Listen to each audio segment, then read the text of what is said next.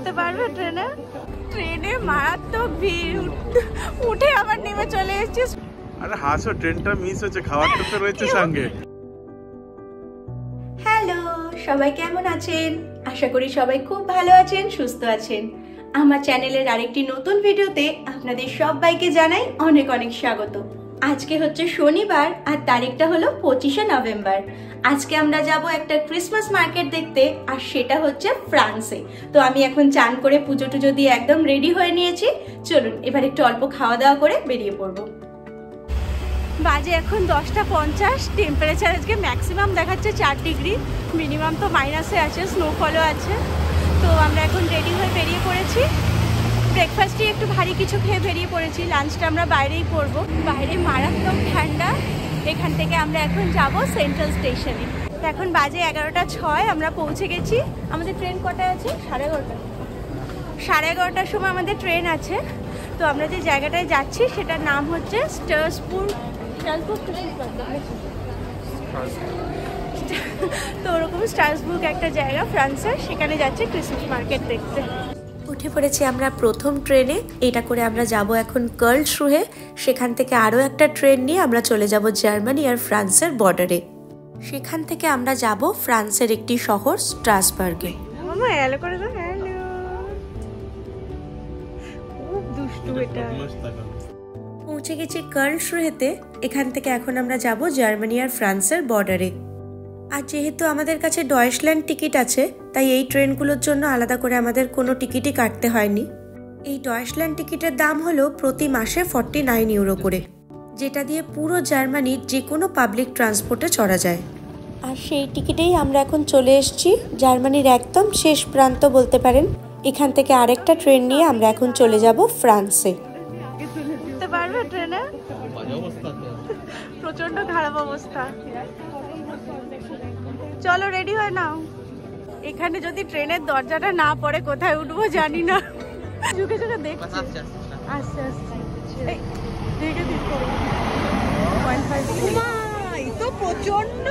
ট্রেনটা অলরেডি ফুল হয়ে এসছে প্রায় বলতে পারেন। ট্রেনে তো আমরা উঠতেই পারিনি। আমাদের মধ্যে কিছু জন আবার ভিতরে ঢুকে গেছে, তারা আর বেরোতে পারছে না। আর আমি একদম সামনেটাই ছিলাম, আমি আবার বেরিয়ে চলে এসেছি। কারণ স্ট্রলারটাকে তো কোনো মতে ঢোকানো গেল না, তাছাড়া এতগুলো লোক কেউ ঢুকতে পারেনি। এবার আমরা কিভাবে যেতে পারি সেটা দেখা হচ্ছে। কিসে যাওয়া যাবে বলো?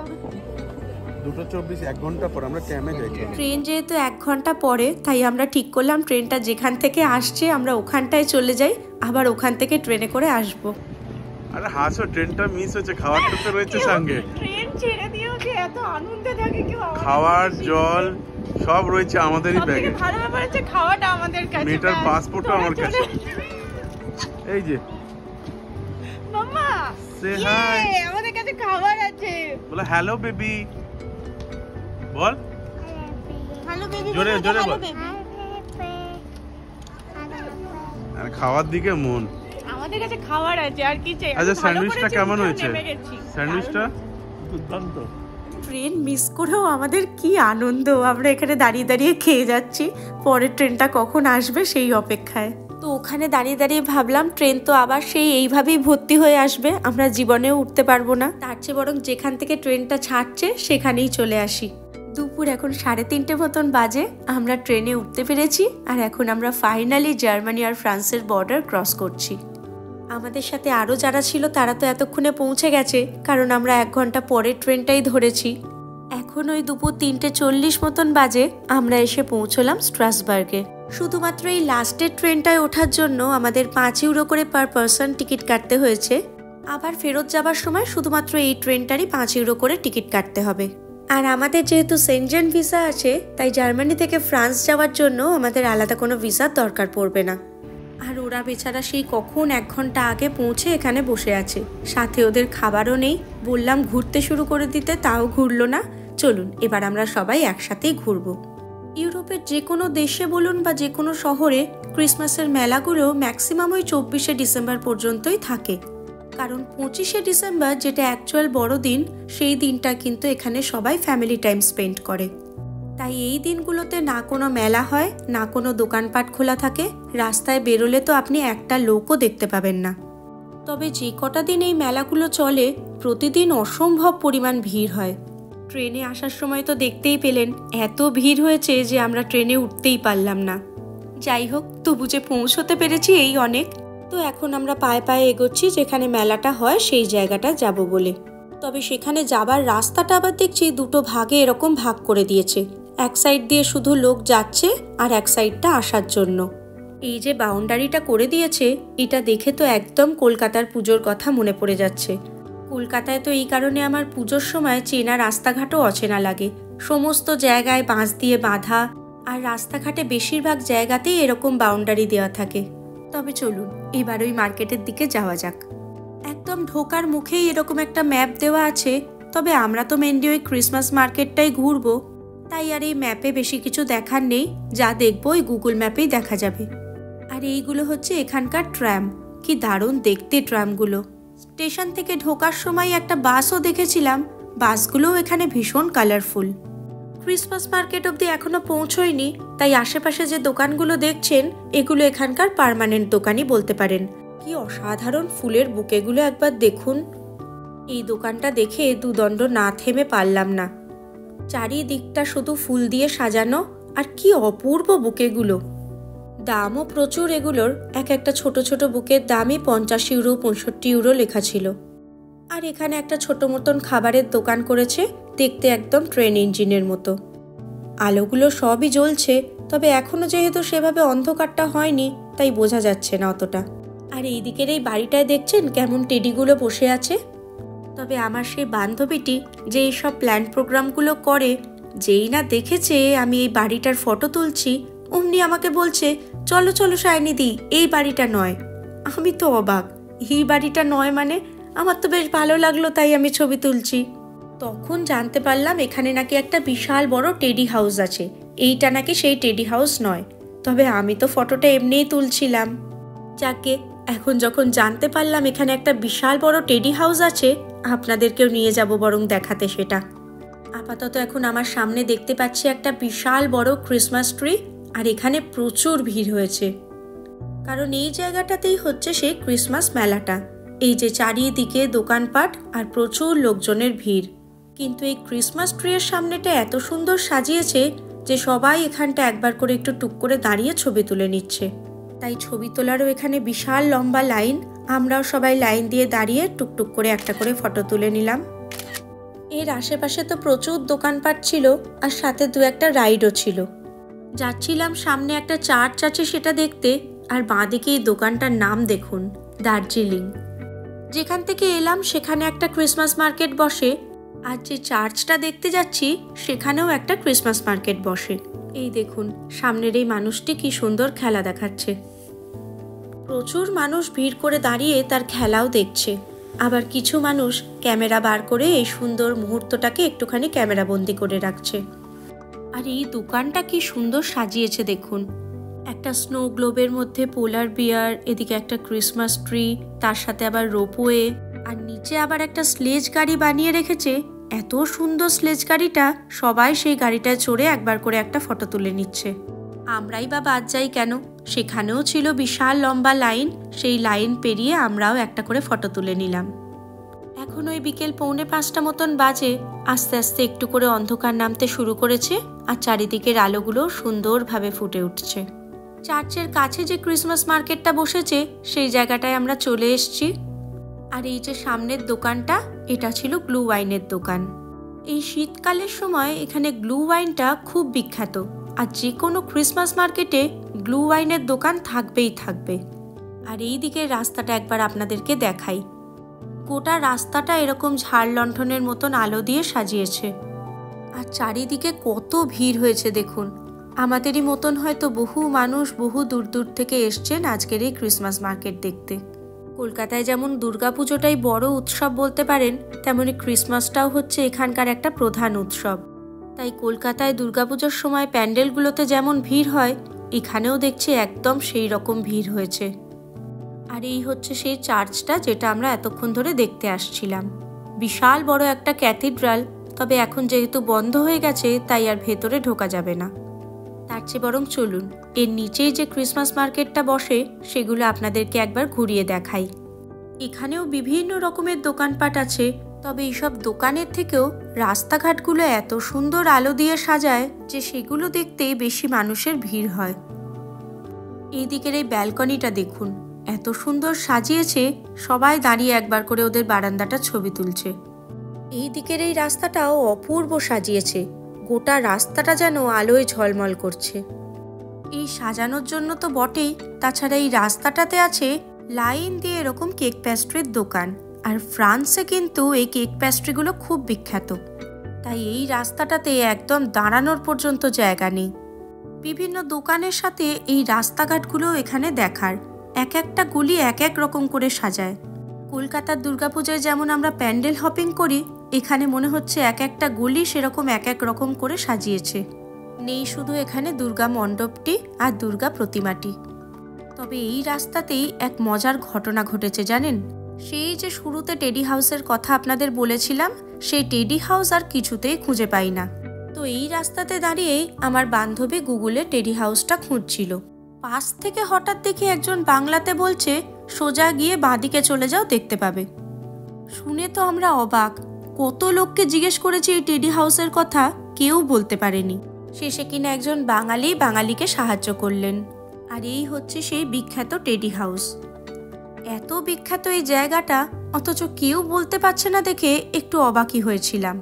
পরে বুঝলাম যে টেডি দিয়ে সাজানো বাড়ি বলে এটাকে আমরা টেডি হাউস বলছি ঠিকই, কিন্তু এই জায়গাটার নাম আসলে টেডি হাউস নয়। আর গোটা শহরটা আলো দিয়ে সাজানো থাকলেও এই টেডি হাউসের জায়গাটা একটু ভুতুরে ভুতুরে। ক্যামেরায় দেখে হয়তো একটু আলো লাগছে, কিন্তু জায়গাটা খুব অন্ধকার ছিল। আর এই টেডি হাউসের নিচেই ছিল এই সুভেনিয়ার শপটা। অনেক রকম সুভেনিয়ার ছিল, সেখান থেকে খুঁজে এই ম্যাগনেটটা আমরা নিলাম। এখানে অবশ্য দামটা একটু বেশি, এই ম্যাগনেটটার দাম নিল 4.5 ইউরো মতন, ভারতীয় টাকায় 400 টাকার আশেপাশে। এখন বিকেল 5:30 মতন বাজে, তখন বলছিলাম না এখনো অন্ধকার হয়নি, আর দেখুন 5:30টার সময় এমন অন্ধকার হয়ে গেছে, মনে হচ্ছে এখন রাত 8-9টা বাজে বোধহয়। প্রথমে আমাদের প্ল্যান ছিল ক্রিসমাস মার্কেটটা ঘুরে স্টুটগার্টে ফিরে গিয়ে কোথাও একটা ডিনার করব। কিন্তু পরে ট্রেনের টাইম দেখে সবাই ঠিক করলো নতুন একটা দেশেই যখন এসেছি বেড়াতে, এখানেই না হয় ডিনারটা করে তবে যাব। তবে এখন তো সবে 6টাও বাজেনি, তাই এখন ডিনার করার কোনো প্রশ্নই নেই। সবারই ঠান্ডা লেগে সর্দি কাশি, গলার অবস্থা খুব খারাপ। নাক বন্ধ হলেও এই দোকানটা থেকে ক্যারামেলের খুব সুন্দর একটা গন্ধ আসছিল। এখানে যে বাদামগুলো দেখছেন, এগুলো হচ্ছে কাঠবাদাম, সেগুলোই ক্যারামেলে কোটিং করে বিক্রি হচ্ছিল। ক্যারামেল ছাড়াও আরও অনেক রকমের কোটিং ছিল, যেমন চকলেট কোটিং, তবে এই ক্যারামেলটা একদম ফ্রেশ এখন বানাচ্ছিল দেখে ওটাই নিতে খুব ইচ্ছা হলো। মেলায় সাধারণত জিনিসের দাম একটু বেশিই হয়, একটা ছোট প্যাকেট বাদামের দাম ছিল 7 ইউরো। এরকম কোটিং করা বাদাম আমাদের মলেও পাওয়া যায়, প্যাকেট করে বিক্রি হয়, কিন্তু এখানে যেহেতু ফ্রেশ বানাচ্ছিল তাই ভাবলাম একবার নিয়ে দেখি। 7 ইউরো মানে ভারতীয় টাকায় ওই প্রায় 650 টাকার কাছাকাছি। চলুন, বাদাম নেওয়া হয়ে গেছে, বাদামের অপেক্ষায় আরেকজন হাঁ করে বসে, সে বোধহয় ভাবছে এটা চকলেট। আচ্ছা, তোমাকে এটা খুলে দেবো, এটা হাত। থ্যাংক ইউ বলো। ওয়াও, মাম্মা নিয়েছে, ওয়াও। বাদাম তো একটাও খায় না, শুধু ক্যারামেলটা চেটে চেটে বাদামটা ফেলে দেয়। তবু থাক ওর হাতে প্যাকেটটা এখন, নইলে তো চিল চিৎকার জুড়বে। এদিকে আমরা সামনেই একটা রেস্টুরেন্ট দেখেছি, চলুন এই সুন্দর আলোয় সাজানো শহরের মাঝখান দিয়ে যেতে যেতে পৌঁছে যাই রেস্টুরেন্টে। সামনেই একটা এশিয়ান রেস্টুরেন্ট আছে ইস্ট ক্যান্টিন নামে, সেটাতেই এখন আমরা সবাই মিলে যাচ্ছি। যা ভিড় হয়েছে মেলাতে, এমনিতেই সব রেস্টুরেন্টেই প্রচণ্ড ভিড়। ওদিকে আমাদের আবার ট্রেন ধরারও ব্যাপার আছে, তাই হাতের কাছেই যে রেস্টুরেন্টটা পেয়েছি সেখানেই ঢুকছি। এত ভিড় সব রেস্টুরেন্টগুলোতে, সেই কখন এসে আমরা খাবার অর্ডার দিয়েছি, প্রায় 1 ঘন্টা পর আমাদের এই খাবারগুলো দিয়ে গেল। প্রথমে একটা টম ইয়াম স্যুপ নিয়েছিলাম, আর স্টার্টারের মধ্যে ছিল একটা চিংড়ি স্টার্টার আর একটা চিকেনের স্টার্টার। চিকেনের ডিশটা ছিল একটা কোরিয়ান ডিশ, যেটা ব্রেড ক্রাম্ব করা ছিল আর একটু সসের মধ্যে টস করা ছিল। বাবা, কত খাবার এখানে সাজানো হয়েছে, হেভি লাগছে দেখতে, ভালো লাগছে, টেবিলটা দারুণ লাগছে।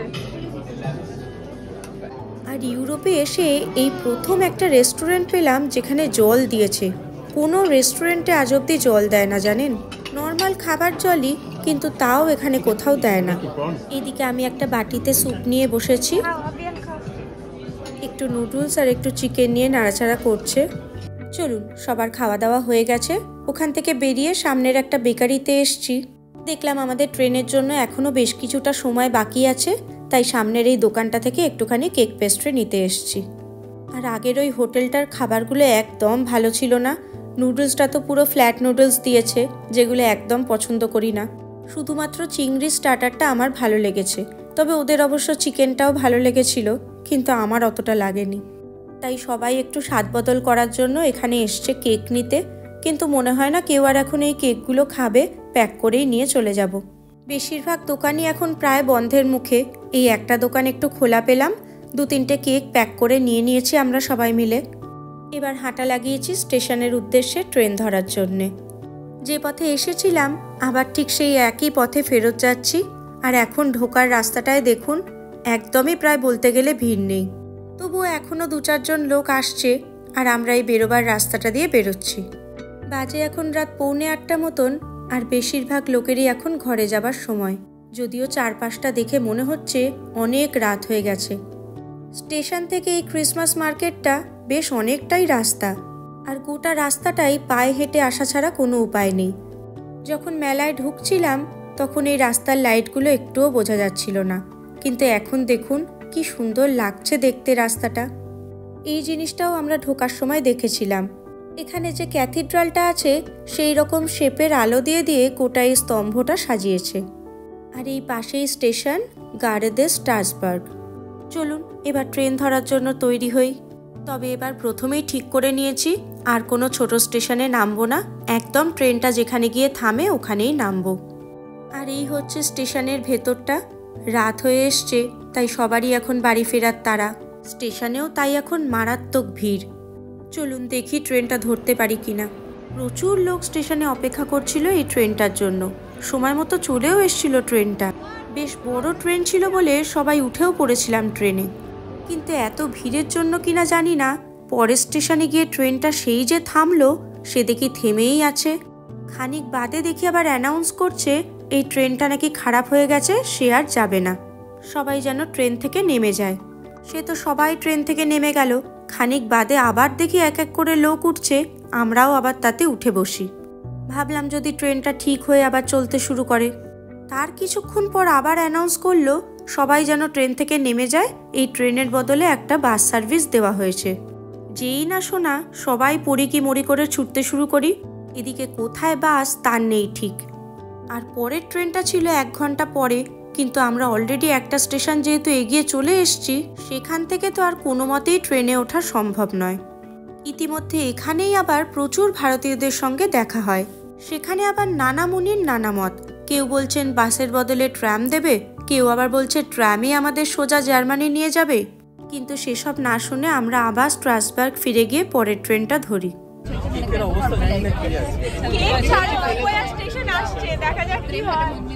স্ট্রাসবার্গে ফিরে গিয়ে দেখছি সে তো প্রায় দ্বিগুণ ভিড়। আর স্ট্রলারটা তো আমরা আগেই ফোল্ড করে নিয়েছিলাম, তাই কোনো মতে আমরা সবাই ট্রেনে উঠতে পারি। শেষমেশ আমরা অফেনবার্গ পৌঁছই। বাজে এখন 10:30, কোনো রকমে পৌঁছেছি অফেনবার্গ। এখান থেকে নেক্সট ট্রেন আছে কার্লসরুহে যাওয়ার আমাদের রাত 11টার সময়। দেখা যাক ওই ট্রেনটা এবার ধরতে পারি কিনা, অপেক্ষা করছি ওই ট্রেনটার জন্য। এদিকে স্ট্রাসবার্গ পৌঁছানোর জন্য আমরা যে ট্রামে উঠেছিলাম সেখানে ঘটে আরেক ঘটনা। আমাদের কাছে তো শুধু ট্রেনের টিকিট ছিল, ট্রামের টিকিট তো ছিল না। এদিকে টিকিট চেকার এসে যখন টিকিট চাইছে, আমরা তো আর টিকিট দেখাতে পারি না। তবু যাই হোক, কোনো মতে ওনাকে বোঝাতে পারি যে আমাদের ট্রেন ক্যান্সেল হয়ে যাওয়ার জন্য আমরা আবার স্ট্রাসবার্গ ফেরত যাচ্ছি। তারপর সেখান থেকে আমরা ট্রেনে করে অফেনবার্গ, আবার সেখান থেকে আরেকটা ট্রেনে করে কার্লসরুহে পৌঁছই। এখন এখানে বাসের জন্য ওয়েট করছি। এদিকে ঝমঝমিয়ে বৃষ্টি। 5 মিনিটসের কানেকশনে বাস ছিল, ফাইনালি বাসে উঠে এখন যাচ্ছি ফরসাইম। মাঝে তো এমন অবস্থা হয়েছিল, এরা তো হোটেল দেখতেও শুরু করে দিয়েছিল। তবে এই কানেকশনগুলো ধরতে পেরেছি বলে এখন একটু আশার আলো দেখতে পাচ্ছি। রাত এখন প্রায় 12টা মতন বাজে। ওদিকে বাইরে মুষলধারে বৃষ্টি হচ্ছে, তবে মনে হচ্ছে যাই হোক স্টুটগার্টে পৌঁছতে পারবো। ফাইনালি স্টুটগার্টের ট্রেন, ভাই ওঠো। ফাইনালি রাত 2:10-এর সময় আমরা পৌঁছালাম স্টুটগার্ট স্টেশনে। এত রাতেও দেখছি স্টেশনে গিজগিজ করছে লোক। রাত 12টা 12:30টার পর এখানে কয়েকটা নাইট বাস ছাড়া আর কিছুই চলে না। বাড়ি পৌঁছতে মনে হচ্ছে রাত 3টে বেজে যাবে আজকে। স্ট্রাসবার্গ কি আমাদের এমন অবস্থা হয়েছে, আমরা এর নাম দিয়ে দিয়েছি স্ট্রেসবার্গ। চলুন আজকের মতন ভিডিওটা তাহলে এখানেই শেষ করছি। সবাই খুব ভালো থাকবেন, সবার সাথে আবার দেখা হবে খুব তাড়াতাড়ি। টাটা।